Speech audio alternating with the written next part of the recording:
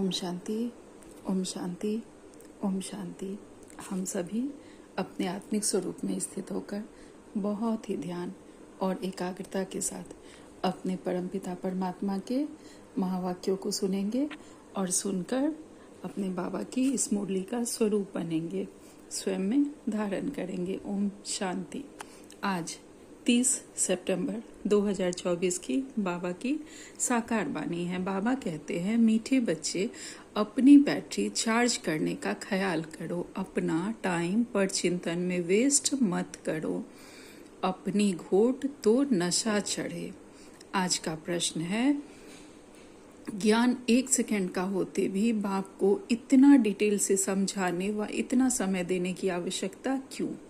उत्तर में बाबा कहते हैं, क्योंकि ज्ञान देने के बाद बच्चों में सुधार हुआ है या नहीं, यह भी बाप देखते हैं और फिर सुधारने के लिए ज्ञान देते ही रहते हैं। सारे दिन सारे बीज और झाड़ का ज्ञान देते हैं, जिस कारण उन्हें ज्ञान सागर कहा जाता है। अगर 1 सेकंड का मंत्र देकर चले जाएं तो ज्ञान सागर का टाइटल भी ना मिले। बाबा कहते हैं, यह ज्ञान तो 1 सेकंड का है कि मैं आत्मा अपने परमात्मा की संतान हूँ। अगर यह हम समझ ले तो सभी बातें समझ सकते हैं, लेकिन फिर भी बाबा इतना डिटेल्स में हमें क्यों समझाते हैं, इतना टाइम क्यों देते हैं? क्योंकि बाबा कहते हैं कि हम बच्चों में बाबा ने जो सिखाया है कि हम आत्माएं हैं, ना कि यह शरीर है, तो क्या हमने इस बात को धारण किया है? हम इसका स्वरूप बने हैं, हम देही अभिमानी बने हैं या नहीं बने हैं? यह बाबा देख रहे हैं। भले हम ऊपर से डरते रहें कि हम देही अभिमानी अवस्था में रहते, हम स्वयं को आत्मा, दूसरे को भी आत्मिक स्वरूप में देखते हैं, आत्मा भाई के रूप में देखते हैं, लेकिन बाबा देख रहे हैं कि हमारे अंदर क्या चल रहा है। तो बाबा कहते हैं कि बाबा ज्ञान देने के बाद अपने बच्चों को देख रहे हैं कि हम बच्चों में सुधार हुआ है या नहीं हुआ है। बाबा देखते रहते हैं और हमें हर कदम, हर दिन हमें सुधारने के लिए बाबा ज्ञान देते रहते हैं। बाबा हमें सारा झाड़ का और बीज का, कहाँ से हम निकले, हमारी उत्पत्ति कहाँ से हुई है, हम कौन हैं, यह सब बाबा हमें बताते हैं कि बीज कौन है और झाड़ कौन है। बाबा हमें हर बात का ज्ञान देते हैं, इसीलिए बाबा को ज्ञान का सागर कहा जाता है। अगर बाबा 1 सेकंड में मंत्र देकर चले जाएं कि बच्चे तुम आत्मा हो और तुम मेरी संतान हो, तुम परमात्मा के संतान हो, शांति धाम के रहवासी हो, तो फिर बाबा को ज्ञान सागर का टाइटल नहीं मिले। बाबा में तो इतना ज्ञान समाया हुआ है, जैसे बाबा ने कहा है कि सागर को भी स्याही बना लोगे तो भी समाप्त नहीं होगा, इतना ज्ञान है। अगर एक ही मुरली को हम लोग जितने बार पढ़ते हैं तो देखेंगे नई नई पॉइंट्स निकलती जाती है। किसी और से सुने, किसी और से सुने, कहीं से पढ़े, खुद दूसरी तीसरी बार पढ़े तो लगेगा नया नया पॉइंट्स निकलते जाता है। तो इतना इसमें ज्ञान समाया हुआ है, इसीलिए हम लोग अपने बाबा को ज्ञान का सागर कहते हैं। ओम शांति। रूहानी बाप बैठ रूहानी बच्चों को समझाते हैं। भक्ति मार्ग में परमपिता परमात्मा शिव को यहाँ ही पूजते हैं। भल बुद्धि में है कि यह होकर गए हैं, जहाँ पर लिंग देखते हैं तो उनकी पूजा करते हैं। यह तो समझते हैं शिव परम धाम में रहने वाला है, होकर गए हैं, इसलिए उनका यादगार बनाकर पूजते हैं। हम सब यह जानते हैं कि वह कभी धरती पे आए थे और होकर गए हैं, उन्हीं का यह लिंग स्वरूप बनाकर हम पूजा करते हैं। लेकिन असल ज्ञान क्या है वह कोई नहीं समझ पाते हैं। जब हम बच्चे ब्राह्मण बनते हैं, बाबा के बनते हैं, तब हम समझते हैं बाबा के ओरिजिनल स्वरूप को, हम समझते हैं, अपनी पहचान हमें मिलती है। तो बाबा कहते हैं, जिस समय याद किया जाता है तो बुद्धि में जरूर आता है कि निराकार है, जो परम धाम में रहने वाला है, उनको शिव कह पूजते हैं। मंदिर में जाकर माथा टेकते हैं, उन पर दूध, फल, जल आदि चढ़ाते हैं, परंतु वह तो जड़ है, जड़ की भक्ति ही करते हैं। अभी तुम जानते हो वह है चैतन्य, उनका निवास परम धाम है। जड़ की भक्ति में पूजा करते हैं, अर्थात मूर्तियां बनाकर उनकी पूजा भक्ति में करते हैं, लेकिन अभी जो हम धारण कर रहे हैं ज्ञान को, वह चैतन्य है। बाबा चैतन्य में आए, ब्रह्मा बाबा के शरीर का आधार लिया और हमें ज्ञान दिया बाबा ने। तो यह ज्ञान हम चैतन्य में सुन रहे हैं, समझ रहे हैं, और तब हमने अनुभव किया है कि यह ज्ञान कितना सही है, कितना गलत है। भक्ति मार्ग की जो बातें, हम भी बहुत बड़े भक्त रहे हैं, ऐसा नहीं है कि हम लोग भक्ति का विरोध करते हैं, हमने भी बहुत भक्ति की है, तभी तो हमें बाबा ने अपनाया है।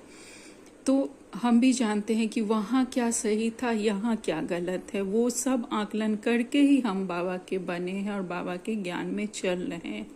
तो हम जानते हैं कि बाबा चैतन्य में आए, ब्रह्मा बाबा के शरीर का उन्होंने आधार लिया और यह सारी ज्ञान की बातें हमें समझाई। तो बाबा कहते हैं अभी तुम जानते हो वह है चैतन्य और उनका निवास स्थान परम धाम है।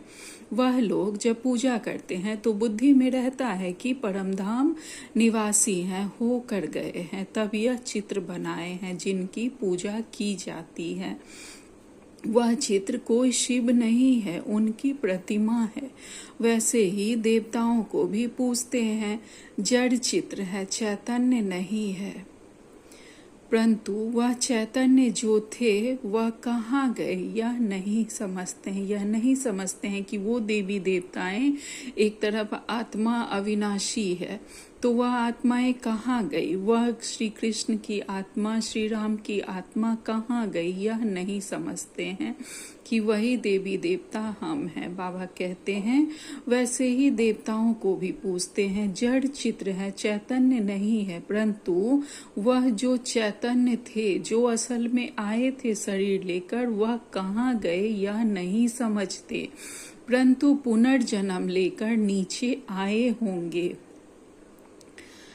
वह फिर आए होंगे। यह बात हम भक्ति में नहीं समझते कि हाँ वो देवी देवता फिर आए हैं, बस उनकी मूर्ति बनाकर हम पूजा करें। लेकिन हम बच्चे जानते हैं कि वह आत्मा बार बार जन्म लेते हुए 84 जन्म लेती है और यहाँ तक पहुँचती है। तो बाबा कहते हैं अभी तुम बच्चों को यह ज्ञान है कि वो आत्मा फिर पुनर्जन्म ली और पुनर्जन्म लेते हुए नीचे आती गई। तो बाबा कहते हैं समझते हो जो भी पूज्य देवता थे वह पुनर्जन्म लेते आए हैं। हम बाबा के बच्चे समझते हैं ये इस ज्ञान को, लेकिन भक्ति मार्ग वाले नहीं समझते। आत्मा वही है, आत्मा का नाम नहीं बदलता, बाकी शरीर का नाम बदलता रहता है। आत्मा वही श्री कृष्ण की आत्मा है जो अंतिम जन्म में ब्रह्मा बाबा में आई, आत्मा वही है, आत्मा नहीं बदलती, लेकिन वह हर जन्म में जो शरीर धारण करती है, जो शरीर रूपी वस्त्र पहनती है, उस वस्त्र का नाम बदलता जाता है। वह आत्मा कोई ना कोई शरीर में है, पुनर्जन्म तो लेना ही है। तुम पूजते हो उनको जो पहले पहले शरीर वाले थे, सतयुगी लक्ष्मी नारायण को पूजते हो, हम उनको पूजते हैं जो पहले पहले शरीर वाले थे। बाबा कहते हैं इस समय तुम्हारा ख्याल चलता है जो नॉलेज बाप देते हैं, हमें वही ख्याल चलता, हम उन्हीं बातों का चिंतन मनन करते हैं जो बाबा हमें समझाते हैं। तुम समझते हो जिस चित्र की पूजा करते हैं वह पहले नंबर वाला है, वह लक्ष्मी नारायण चैतन्य थे, यहाँ ही भारत में थे, अभी नहीं है। वह पहले नंबर वाले लक्ष्मी नारायण चैतन्य में आए थे, भारत में आए थे, लेकिन अभी नहीं है। मनुष्य यह नहीं समझते कि वह पुनर्जन्म लेते लेते भिन्न नाम रूप लेते 84 जन्मों का पाठ बजाते रहते हैं, यह किसके ख्याल में भी नहीं आता। सतयुग में थे तो जरूर, परंतु अब नहीं है, यह भी किसको समझ नहीं आती। अभी तुम जानते हो ड्रामा के प्लान अनुसार फिर चैतन्य में आएंगे जरूर। अब हम बाबा के बच्चे जानते हैं ड्रामा का जो प्लान है वह कल्प फिरता ही रहता है, तो वह फिर आएंगे, होकर गए हैं। वही फिर सतो प्रधान थे, फिर तमो प्रधान बने और फिर सतो प्रधान बन रहे हैं बाबा के ब्राह्मण बच्चे बनकर, और फिर चैतन्य में जरूर आएंगे। हम ही बाबा के बच्चे वो देवी देवताएं बनेंगे फिर से, जो कलयुग आते आते संपूर्ण तमोगुणी बन जाते हैं। अब फिर बाबा के ज्ञान और योग से स्नान कर हम पवित्र पावन बन के फिर सतयुग में देवी देवताओं का पाठ बजाएंगे। बाबा कहते हैं मनुष्यों की बुद्धि में यह ख्याल नहीं आता, बाकी इतना जरूर समझते हैं कि यह थे। अब इनके जड़ चित्र हैं। भक्ति मार्ग वाले समझते हैं कि यह थे लेकिन अभी नहीं है। अब इनके जड़ चित्र हैं, परंतु वह चैतन्य कहाँ चले गए, यह उनकी बुद्धि में नहीं आता है। वो आत्माएं कहाँ गई? एक तरफ आत्मा अविनाशी भी है और एक तरफ वो कहाँ चली गई, यह उनकी बुद्धि में, यह वो लोग नहीं सोच रहे हैं। तो बाबा कहते हैं मनुष्य तो 84 लाख पुनर्जन्म कह देते हैं, जो हम ज्ञान में आकर समझते हैं कि हम 84 जन्म लेते हैं, लेकिन भक्ति मार्ग में 84 लाख पुनर्जन्म कह देते हैं। यह भी तुम बच्चों को मालूम पड़ा है कि 84 जन्म ही लेते हैं, ना कि 84 लाख। अब रामचंद्र की पूजा करते हैं, उनको यह भी पता नहीं कि राम कहाँ गया। तुम जानते हो कि श्री राम की आत्मा तो जरूर पुनर्जन्म लेती रहती होगी। यहाँ इम्तिहान में नापास होती है, परंतु कोई न कोई रूप में होगी तो जरूर ना।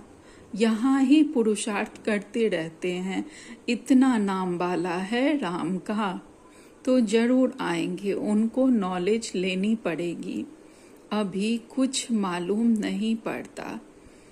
बाबा कहते हैं यहाँ इम्तिहान में नापास होती है, परंतु वही जो संपूर्ण पवित्र आत्माएं होती है वह यहाँ कलयुग में आकर तमो प्रधान बनती है, इम्तिहान में नापास होती है।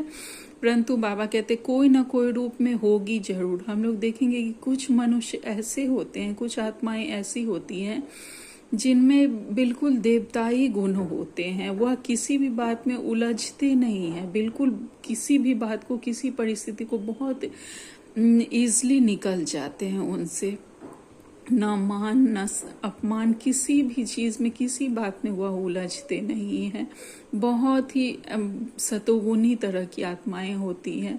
तो बाबा कहते हैं वह, परंतु कोई ना कोई रूप में वह आत्मा होगी जरूर। तो उस आत्मा का जो संस्कार होता है वह भले घोर कलयुग आ गया है, लेकिन कुछ आत्माएं डिफरेंट लगेगी, तो शायद वो वही देवी देवताएं होते हैं जिनमें पहले से ही बहुत दैवी गुणों की धारणा होती है।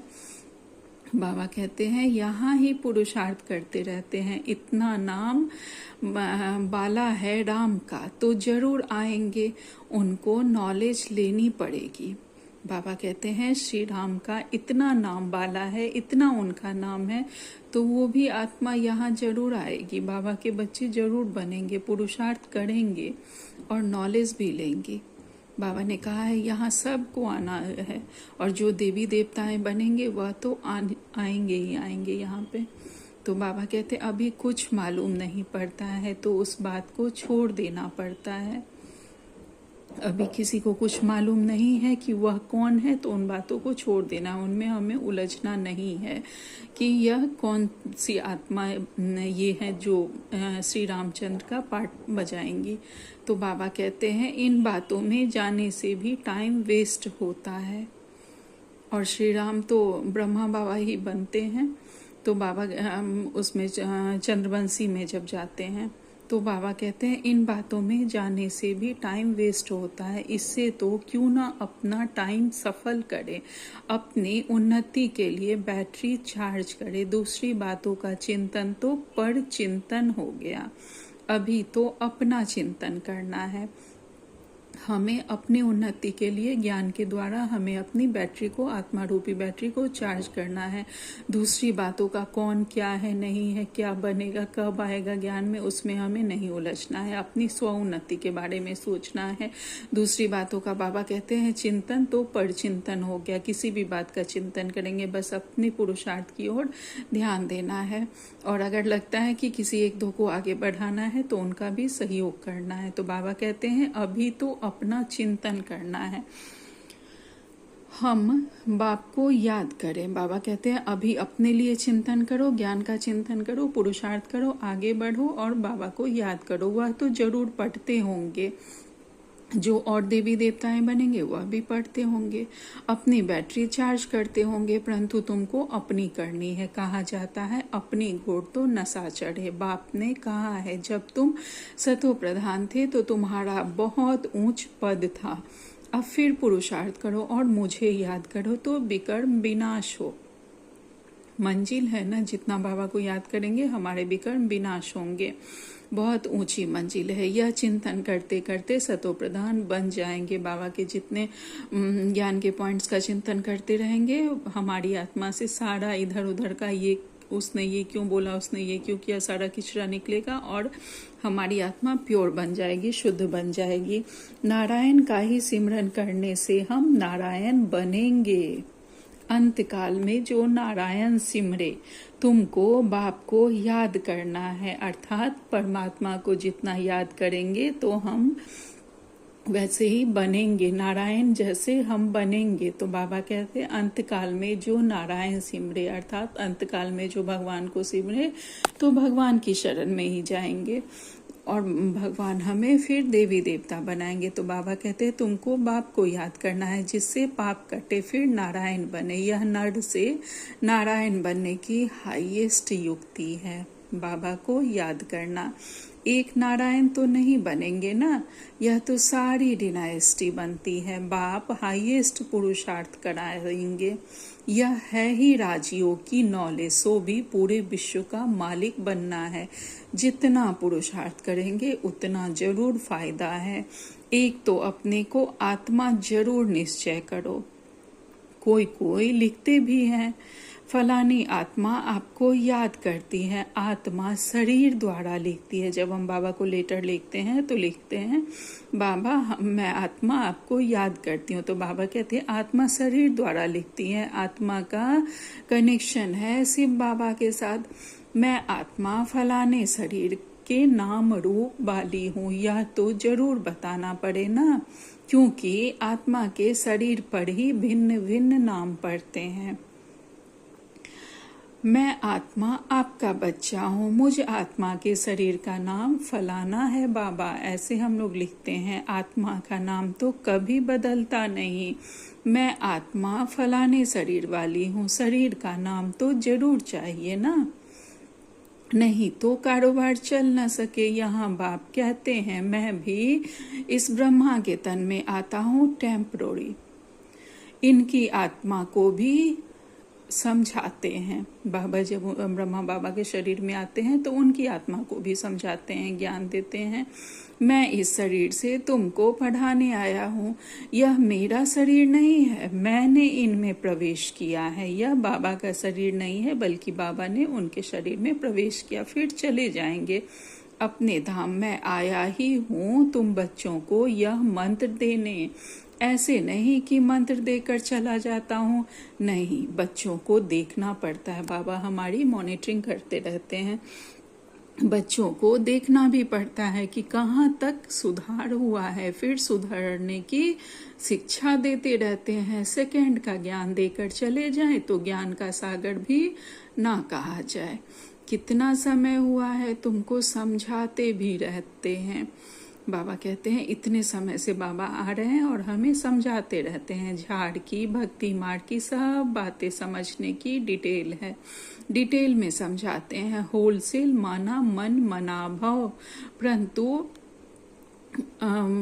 अगर एक ही बात समझनी है, जितना बाबा का ज्ञान है तो होलसेल में बाबा का ज्ञान धारण करना है तो मन मना भाव, बस बाबा को याद करते रहो। बाकी एक एक बात की डिटेल्स बाबा समझाते हैं। भक्ति मार्ग में क्या कहा गया है, ज्ञान मार्ग में क्या कहा गया है। बाबा कहते हैं परंतु ऐसा नहीं, चले तो नहीं जाएंगे। बाबा कहते हैं परंतु ऐसा कहकर सिर्फ होलसेल में यह ज्ञान देकर कि मन मनाभव रहो, यह कहकर चले तो नहीं जाएंगे। अपने बच्चों को देखेंगे कि हमारे बच्चे में सुधार हो रहा है कि नहीं।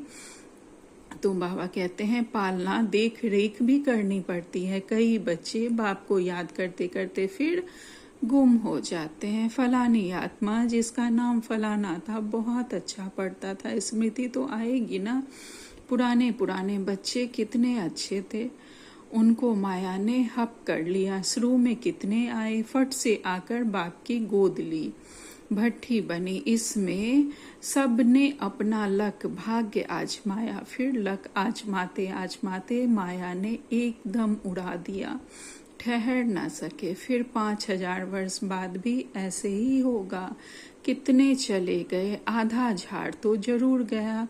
भल झाड़ वृद्धि को पाया है, परंतु पुराने चले गए। समझ सकते हैं उनसे फिर आएंगे जरूर पढ़ने। स्मृति आएगी कि हम बाप से पढ़ते हैं और सब अभी तक पढ़ते रहते हैं। हमने हार खा ली, फिर मैदान में आएंगे, बाबा आने देंगे। फिर भी भल आकर पुरुषार्थ करे, कुछ न कुछ अच्छा पद मिल जाएगा। ये लगता है बाबा मेरे ही बात का जवाब दे रहे हैं। आज मेरे मन में बाबा के एक बच्चे के लिए आ रहा था कि बहुत अच्छा ज्ञान में चल रहे थे, लेकिन फिर शायद माया का कोई वार था जो कुछ उनका कोई खोज खबर नहीं है। तो शायद बाबा ने इसी के लिए यह पॉइंट्स कही है। तो बाबा ने पहले भी कहा है कि यज्ञ में जो बाबा के बच्चे आए वह काफी सारे बच्चे बाबा के चले गए, नहीं आए। लेकिन फिर कुछ दिन के बाद किसी किसी को जो थे बाबा के सतयुगी बच्चे थे जिनको आना था, तो उन्हें फिर लगा कि नहीं ज्ञान तो अच्छा था, बाबा सही चीजें बता रहे थे, तो फिर वो आए बाद में। तो इसी तरह अगर वो होंगे बाबा के बच्चे तो फिर आएंगे। तो जिसके साथ बाबा है तो हमें बहुत ज्यादा नहीं सोच विचार करने की जरूरत है। बाबा ने कहा है अपनी उन्नति के लिए चिंतन करो, ना कि दूसरों की उन्नति के लिए, क्योंकि सब बाबा के बच्चे हैं और बाबा सबके साथ हैं। अगर माया का वार भी होगा, बाबा हाथ पकड़ लेंगे तो फिर आ जाएगी वापस ज्ञान में। तो बाबा कहते हैं, बाबा स्मृति दिलाते हैं, मीठे मीठे बच्चे माँ में कम याद करो तो पाप कट जाएंगे। अब कैसे याद करते हो? क्या यह समझते हो कि बाबा परम धाम में है? नहीं, बाबा तो यहाँ रथ में बैठे हैं। बाबा कहते हम बच्चे कैसे याद करते हैं कि बाबा परम धाम में है? नहीं, बाबा यहाँ रथ में बैठे हैं। इस रथ का सबको मालूम पड़ता जाता है। यह है सौभाग्यशाली रथ, ब्रह्मा बाबा का शरीर रूपी रथ। इनमें आया हुआ है। भक्ति मार्ग में थे तो उनको परम धाम में याद करते थे, परंतु यह नहीं जानते थे कि याद से क्या होगा। अभी तुम बच्चों को बाप खुद इस रथ में बैठकर श्रीमत देते हैं, इसलिए तुम बच्चे समझते हो बाबा यहाँ इस मृत्यु लोक में पुरुषोत्तम संगम युग पर हैं। हम जानते हैं कि बाबा अभी आए हुए हैं। भक्ति में तो नहीं समझते कि हम भगवान आए हैं। बाबा कहते हैं तुम जानते हो हमको ब्रह्मा को याद नहीं करना है। बाप कहते हैं माँ में कम याद करो। मैं इस रथ में रहकर तुमको यह नॉलेज दे रहा हूँ, अपनी भी पहचान देता हूँ। मैं यहाँ हूँ। आगे तो तुम समझते थे परम धाम में रहने वाला है, होकर गया है, परंतु कब यह पता नहीं था। होकर तो सब गए हैं ना। जिनके भी चित्र हैं अभी वह कहाँ हैं यह किसको भी पता नहीं है। जो जाते हैं वह फिर अपने समय पर आते हैं और भिन्न भिन्न पार्ट बजाते रहते हैं। स्वर्ग में तो कोई जाते नहीं, बाप ने समझाया है। स्वर्ग में जाने के लिए तो पुरुषार्थ करना होता है। तो पुरानी दुनिया का अंत और नई दुनिया की आदि चाहिए, जिनको पुरुषोत्तम संगम युग कहा जाता है। बाबा कहते हैं यह ज्ञान अभी तुमको है, मनुष्य कुछ भी नहीं जानते, समझते भी हैं शरीर जल जाता है, बाकी आत्मा चली जाती है। अब कलयुग है तो जरूर जन्म कलयुग में ही लेंगे। सतयुग में थे तो जन्म भी सतयुग में ही लेते थे। अभी जो आत्मा जाएगी वह पुनः फिर जन्म कलयुग में ही लेगी, और जो सतयुग में थे वह जन्म भी सतयुग में लेते हैं। यह भी जानते हो आत्माओं का सारा स्टॉक निराकारी दुनिया में रहता है।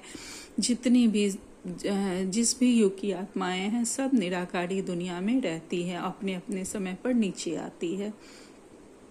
यह तो बुद्धि में बैठा है ना, फिर वहां से आते हैं, यहाँ शरीर धारण कर जीव आत्मा बन जाते हैं। सबको यहाँ आकर जीव आत्मा बनना है, फिर नंबरवार वापिस जाना है। सबको तो नहीं ले जाएंगे, नहीं तो प्रलय हो जाए। दिखाते हैं कि प्रलय हो गई, रिजल्ट कुछ नहीं दिखाते। तुम जानते हो यह दुनिया कभी खाली नहीं हो सकती, गायन है। राम गयो रावण गयो, जिनका बहुत परिवार है। सभी दुनिया में रावण संप्रदाय है ना, राम संप्रदाय तो बहुत थोड़ी है। राम की संप्रदाय है ही सतयुग और त्रेता में, बहुत फर्क रहता है। बाद में फिर और टालियां निकलती हैं और धर्म वाले फिर निकलते हैं द्वापर से। अभी तुम बीज और झाड़ को भी जाना है। बाप सब कुछ जानते हैं तब तो सुनाते रहते हैं, इसलिए बाबा को ज्ञान का सागर कहा जाता है।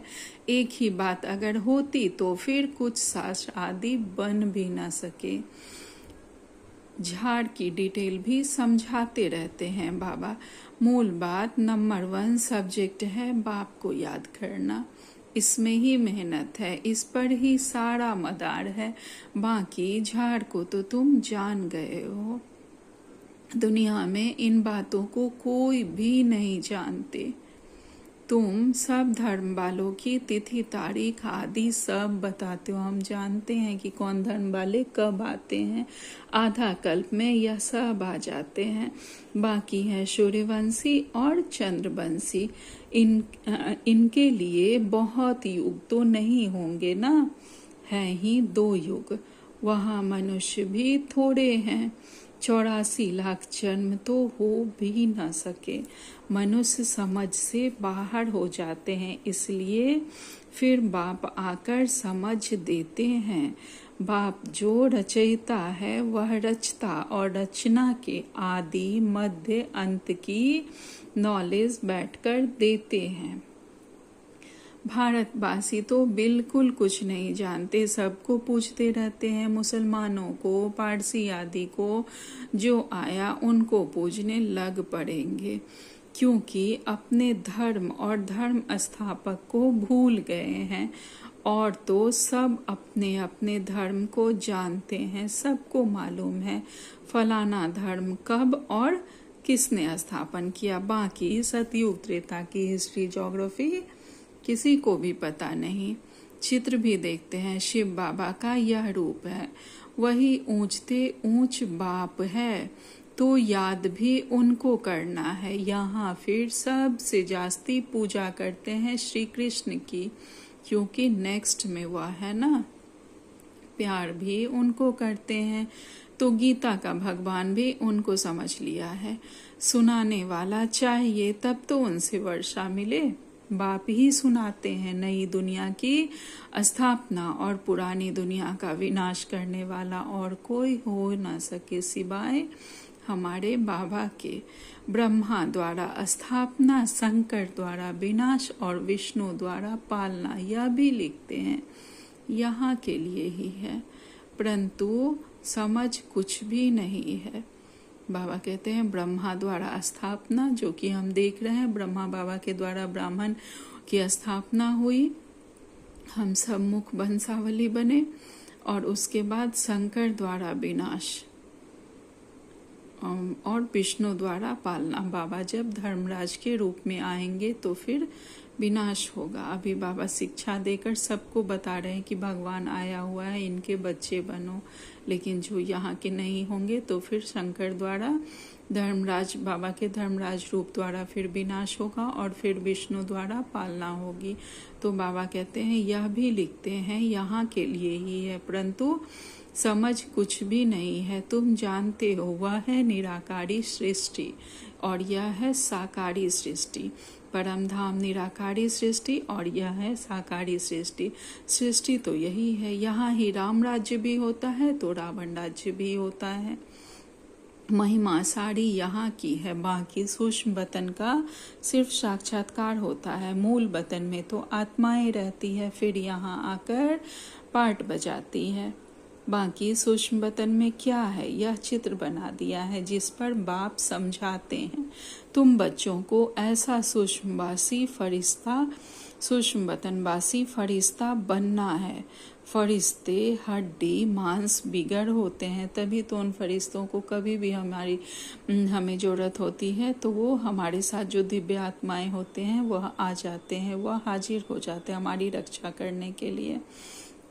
तो बाबा कहते हैं तुम बच्चों को ऐसा सूक्ष्म वतनवासी फरिश्ता बनना है। फरिश्ते हड्डी मांस बिगड़ होते हैं, कहते हैं ना दधीची ऋषि ने हड्डियां भी दे दी, बाकी शंकर का गायन तो कहाँ है नहीं। ब्रह्मा विष्णु का मंदिर है, शंकर का कुछ है नहीं, तो उनको लगा दिया है विनाश के लिए। बाकी ऐसे कोई आँख खोलने से विनाश करता नहीं है। भक्ति मार्ग में जो लिख दिया है कि शंकर द्वारा विनाश होता है, तो विनाश तो होना ही है। जब नए दुनिया की स्थापना होगी तो पुरानी दुनिया का विनाश होगा ही। तो बाबा कहते हैं ऐसा नहीं है कि आंखें खोलने से विनाश होता है, नहीं।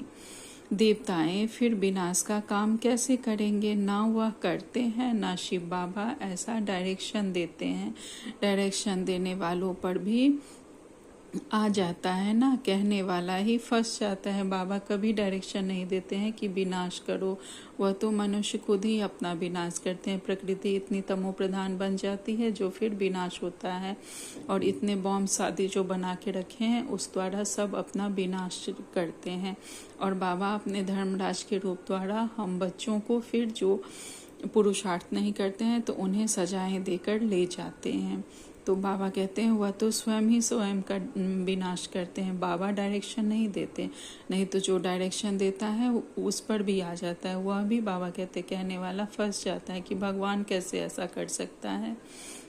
वह तो शिव शंकर को ही इकट्ठा कर देते हैं। अब बाप कहते हैं मुझे याद करो, माँ में कम याद करो, ऐसा तो नहीं कहते। शिव शंकर को याद करो, पतित पावन एक को ही कहते हैं। भगवान अर्थ सहित बैठ समझाते हैं, यह कोई जानते नहीं है तो यह चित्र देख मूंझ पड़ते हैं।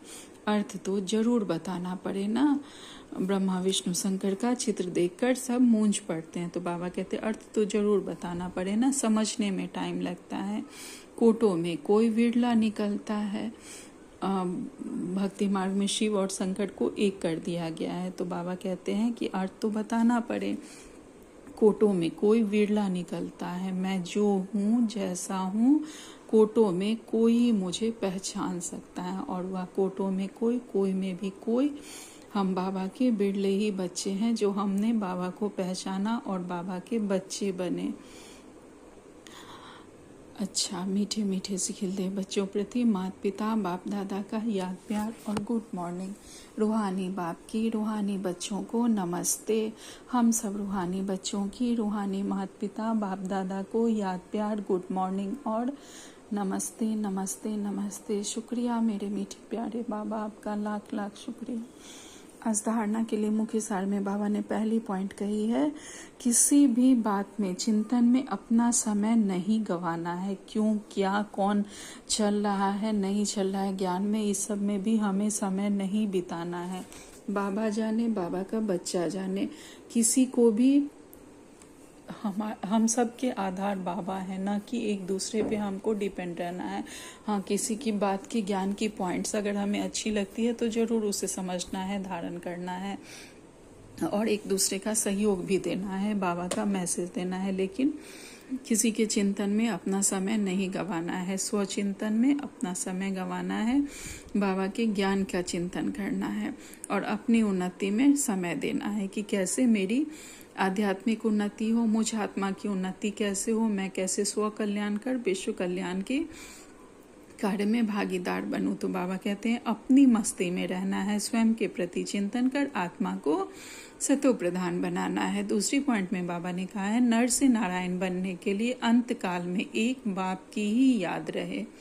अगर मुझे नर से नारायण बनना है, नारी से लक्ष्मी बनना है, तो अंत काल में मेरा अभ्यास इतना पक्का हो कि मुझे कोई भी मेरे मन बुद्धि में याद नहीं रहे, किसी का चिंतन मेरे अंदर ना चले, परिवार का भी, किसी का भी, भाई बहनों का भी, किसी का चिंतन नहीं, बस अपना कार्य करके, सेवा करके मुझे उपराम होकर बाबा की याद में रहना है, मन मनाभाव स्थिति में रहना है।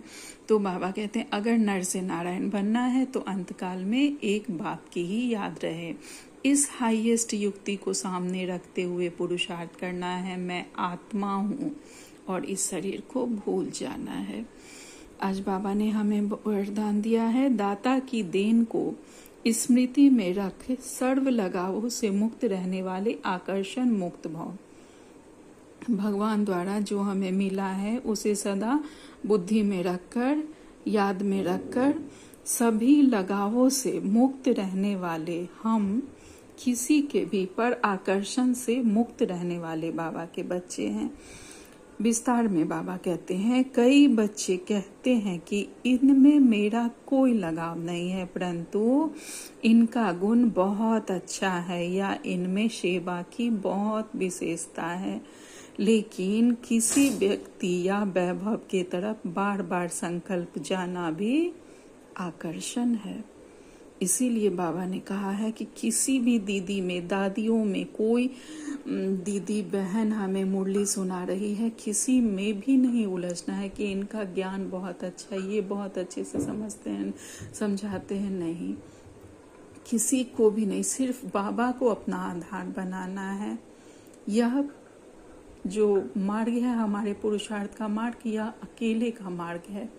हमें अपने बुद्धि के द्वारा ज्ञान को चारों तरफ से ज्ञान लेना है, लेकिन अपने बुद्धि अनुसार हमें चलना है। तो किसी भी आकर्षण में हमें उलझना नहीं है कि ये दीदी बहुत अच्छा मुरली सुना रही है, इनकी क्लासेस बहुत अच्छी होती है, नहीं, किसी भी आकर्षण से परे रहना है, सिर्फ बाबा के आकर्षण में रहना है, बाबा के ज्ञान के आकर्षण में रहना है। तो बाबा कहते हैं लेकिन किसी भी व्यक्ति या वैभव की तरफ बार बार संकल्प जाना भी आकर्षण है। किसी व्यक्ति की तरफ या किसी सुविधा विशेषता के अनुसार कि हाँ हमारे घर में एसी हो, पंखा हो, ये हो, वो हो, तभी मैं बाबा को याद कर सकती हूँ, नहीं तो मुझे बहुत प्रॉब्लम होती है। उस तरफ अगर बुद्धि भी जा रही है तो वह एक तरह का आकर्षण है। किसी भी विशेषता को देखते, गुणों को व सेवा को देखते दाता को नहीं भूलो। किसी की विशेषता को, गुणों को या उनकी सेवा बहुत अच्छी है वह देखते उनके आकर्षण में नहीं फंसना है, सिर्फ दाता को याद करना है। यह दाता की देन है। हम सब में जो भी विशेषताएं, हम सब बाबा के बच्चों ने यह गौर किया है, जब से हम बाबा के बच्चे बने हैं बाबा द्वारा यह वरदान है हम बच्चों को, अपने सब बच्चों को बाबा ने कोई ना कोई विशेषता का गुण दिया है। कोई बहुत अच्छा मुरली सुनाते हैं, पढ़ते हैं, कोई बहुत अच्छा योग करवाते हैं, कोई बहुत अच्छी क्लासेस करवाते हैं, किन्हीं की सेवा बहुत अच्छी होती है। तो यह सब दाता की देन है। तो बाबा कहते हैं यह दाता की देन है, यह स्मृति लगावों से मुक्त और आकर्षण मुक्त बना देती है, किसी से भी प्रभावित नहीं होंगे। आज का स्लोगन है ऐसे रूहानी सोशल वर्कर बनो जो भटकती हुई आत्मा को ठिकाना दे दो, भगवान से मिला दो। ऐसा रूहानी सोशल वर्कर बनना है हमें जो किसी भी आत्मा को भगवान का पता दे दे। कोई परेशान है, कोई दुखी है तो उन्हें बाबा का मैसेज दे, उन्हें बाबा से मिला दे, उन्हें किसी भी तरह युक्ति युक्त तरीके से, लेकिन डायरेक्ट अगर हम किसी को समझाएंगे कि गीता का भगवान शिव है तो लोग नहीं समझेंगे, इसलिए युक्ति युक्त तरीके से उन्हें समझाकर उन्हें अगर हम भगवान से मिला देते हैं तो यह हम असल सही मायने में रूहानी सोशल वर्कर बनेंगे बाबा के बच्चे। आज का व्यक्ति सारे हैं। जैसे गायन है इच्छा मात्रम अविद्या, तो यह फरिश्ता जीवन की विशेषता है। बाबा कहते हैं जैसे गायन है कि इच्छा मात्रम अविद्या, तो यह फरिश्ता जीवन की विशेषता है। जब ब्राह्मण जीवन फरिश्ता जीवन बन जाती है तो कर्मातीत स्थिति प्राप्त हो जाती है। जब ब्राह्मण जीवन से हम फरिश्ता रूपी सभी बातों से बिल्कुल हल्के न्यारे बन जाते हैं तो कर्मातीत अवस्था प्राप्त हो जाती है।